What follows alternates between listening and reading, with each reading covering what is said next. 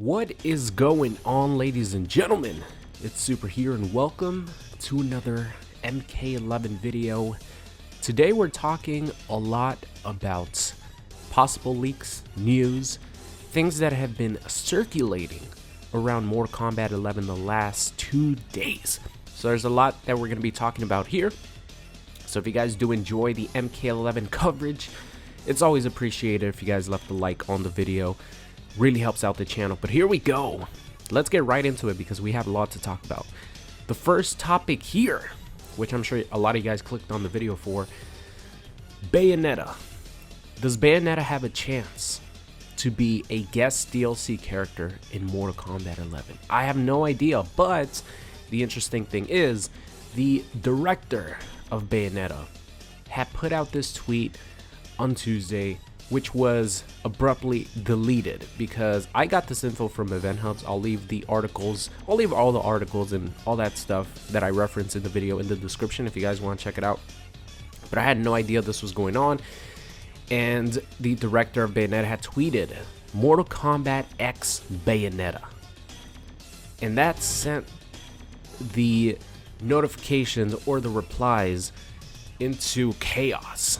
So there was a bunch of, Bayonetta fans replying to this tweet, excited for a character they like to possibly be in Mortal Kombat 11 as a guest DLC character. The tweet was then deleted. As you guys see, it was gaining traction fast with 2,300 likes and about 700 retweets. So the director of Bayonetta then deleted this tweet because I tried to go look for it and it was not there. And it was tweeted on the 19th, which was on Tuesday. It was not there, so this tweet was deleted. But why would the director of Bayonetta tweet out just a simple Mortal Kombat X Bayonetta? Are we gonna see a crossover between the two franchises? Are we going to see Bayonetta in Mortal Kombat 11? To be honest, guys, with guest characters, anything is possible. Who in their right mind would have predicted Leatherface to be included as a guest character in MKX? I remember seeing, I think it was IGN who put out a list and they were talking about Leatherface. I'm like, these guys are crazy. And then I saw Leatherface and I'm like, oh, wow, that's pretty crazy. I mean, I personally like Leatherface, but I was like, what the hell is this character doing in Mortal Kombat X? He ended up being like super fun, and I love that Leatherface is in. So anything is possible. Maybe this was just the director of Bayonetta putting it out into the world that he wants to see this happen. Maybe it's not necessarily like it's going to happen in MK11, but maybe it's something he would like to see happen. So who knows? Only time will tell. But let me know in the comment section if you guys would like to see Bayonetta in Mortal Kombat 11 as a guest character. To be honest, a lot of the replies from the Event Hub's tweet were like, I really do not want to see Bayonetta get chopped up in half or get decapitated or get fatality'd on, you know what I mean? So I don't know, that's always a problem with guest characters in Mortal Kombat. They have to be able to be, fatality'd, and you guys see some of the crazy fatalizers that are in Mortal Kombat. Like, the person, whoever owns the right to that character, has to agree upon the fact that this character is gonna get messed up if the character loses the match. So we'll see. Let me know in the comment section what you guys think about that. All right, moving on here to a story that broke yesterday, which you guys probably already saw because I'm sure you guys are subscribed to other news channels, etc. But Shinnok was actually mentioned in a UK magazine, like an official UK PlayStation magazine. So I'll put up the screenshot right now, and as you guys see, Cruel Combat, they pretty much describe 4 little sections of screenshots.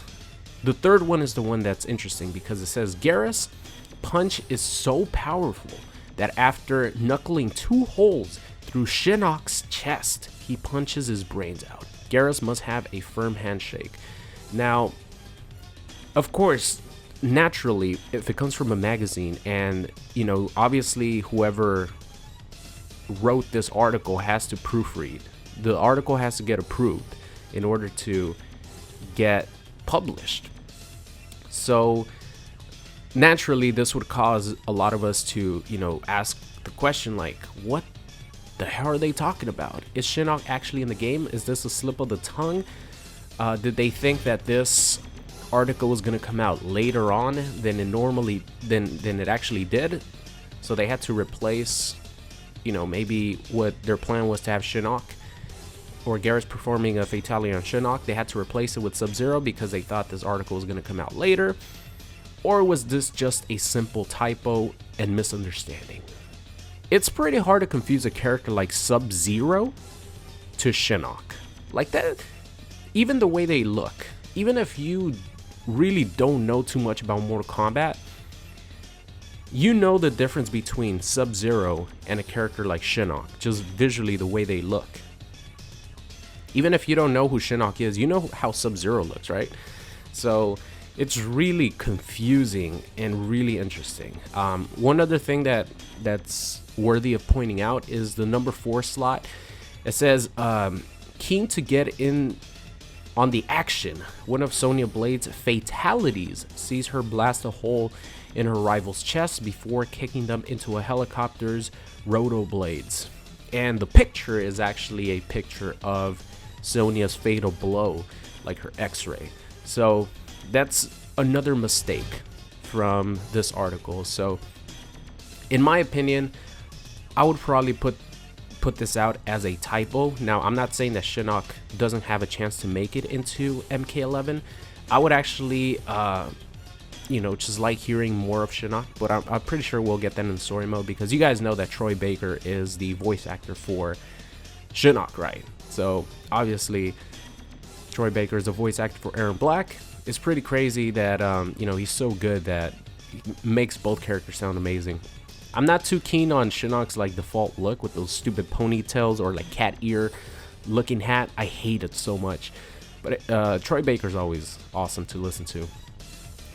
He still has a chance to make it. I mean, he's just ahead, and it's, you know, he's sort of doesn't have a body, but there needs to be some sort of character to unlock after the story mode. Maybe Shinnok will be that character that you unlock after you beat the story mode, because it's not going to be Chronica. She's been confirmed not to be playable, so I'm not saying that there's not a chance that Shinnok will make it, but I'm pretty sure that this was some sort of mistake, some sort of typo, or the final option is that whoever wrote this article has inside information on what characters are going to be revealed, and the person wanted to put this information out there in this magazine so people can know about it. That's another option that could happen, but as you guys see, the fourth little section here, that has a mistake too, comparing like having a screenshot of Fatal Blow and talking about Sonya's fatality, so it's kind of weird. Alright, moving on to the next topic here, let's talk about the Brazilian interview that happened maybe 3 days ago, 2 days ago, something like that.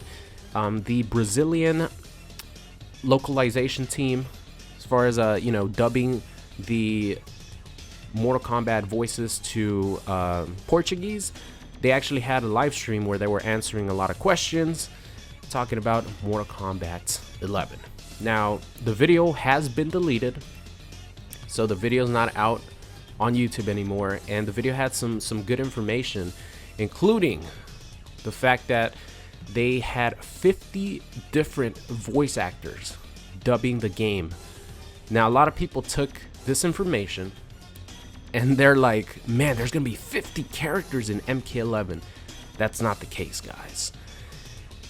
Sometimes the way things work, especially for Mortal Kombat X, there's actually multiple voice actors working for the same character or working on the same character.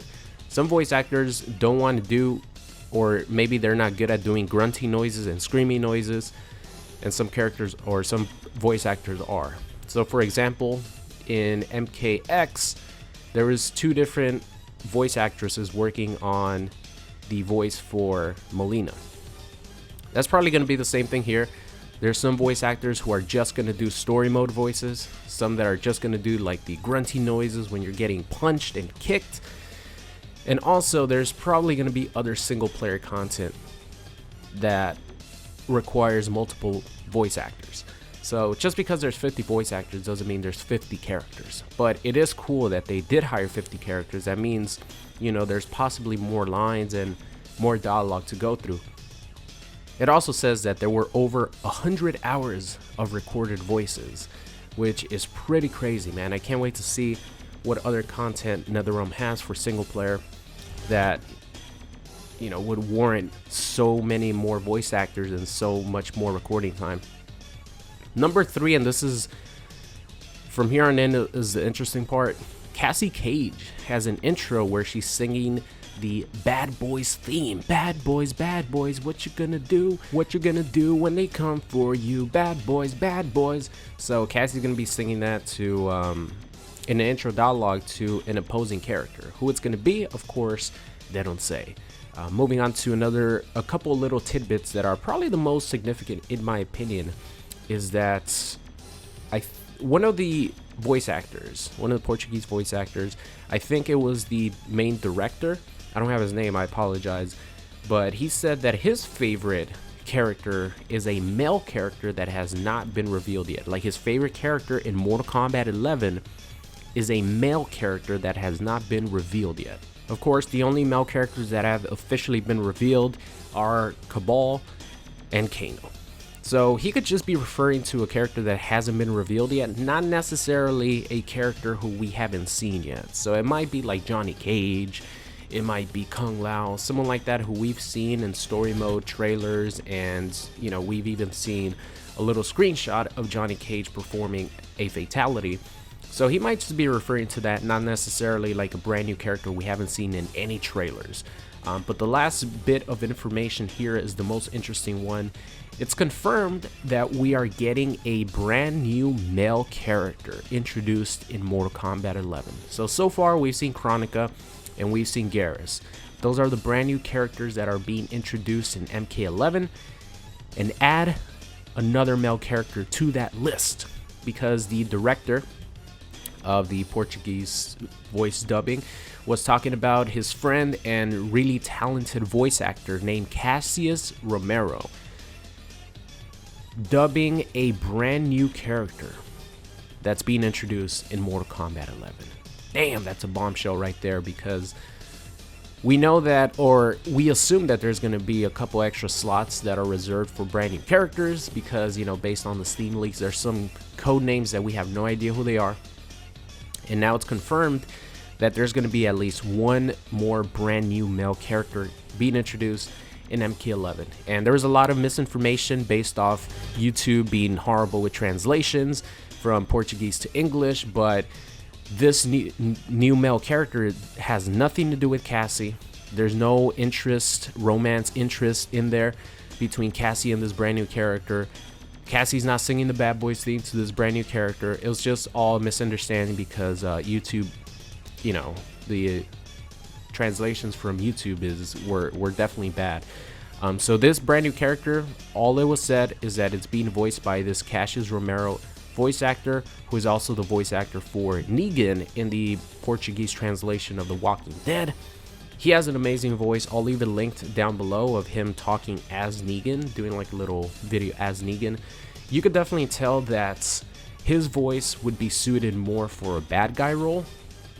And of course, if his voice sounds, you know, like that, the English voice is going to sound similar. So maybe this character is going to be another one of Kronika's like henchmen, because if she's a big bad, I'm sure she doesn't only roll with Garrus, right? She might be rolling with a whole crew, and this brand new male character might be part of that, because it sounds like it's going to be a bad guy just based on the tone. Of course, voice actors could change their tone, etc., but just based off the Portuguese voice actors like Negan voice, really good bad guy sounding voice.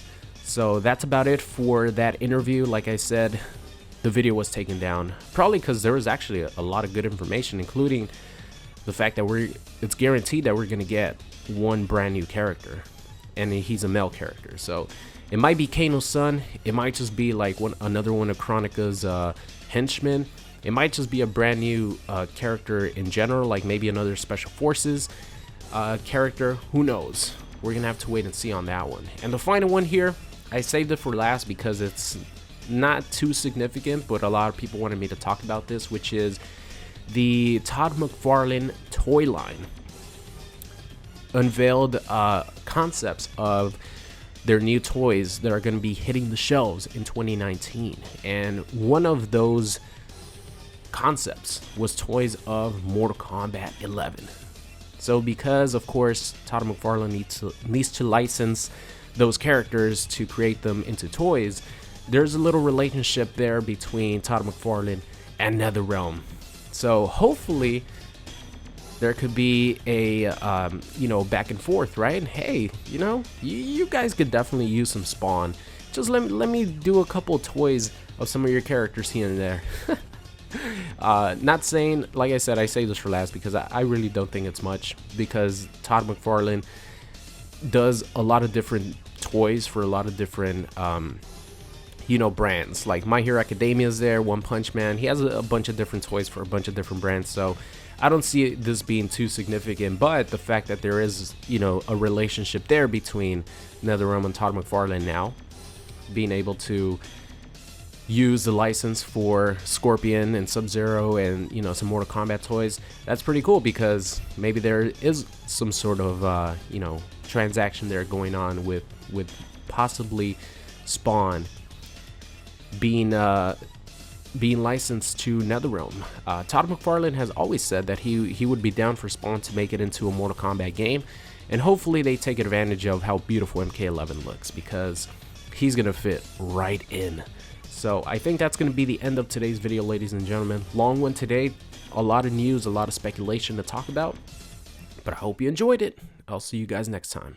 What's going on? It's Super here, and thank you for watching today's video. I hope you enjoyed it. If you did, make sure you guys subscribed if you are not already. Also, check out any of these videos linked at the top. Thank you for watching, and I will see you guys next time.